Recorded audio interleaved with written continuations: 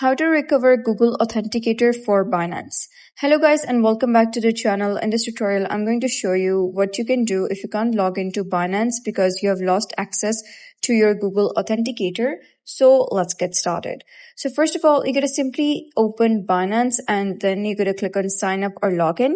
And type down the email, phone number, passkey, Google or Apple account that you used to sign into Binance. So you're going to simply select the account that you want. And once you have typed down the email and password, it's going to say Authenticator app verification and it will ask you to enter the 6-digit code generated by the Authenticator app. So if you don't have the access to that, you're going to simply click on this option that says security verification unavailable. And now it says please select all the security methods that are unavailable and you would like to reset.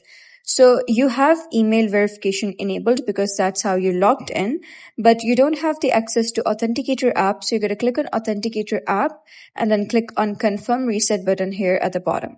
And now it says, are you sure you want to reset your security methods? You need to keep in mind is that when you do that, to protect your account, withdrawals, P2P selling, and payment services may be disabled for 48 to 72 hours after you make this change. So you're going to simply enable this and click on continue.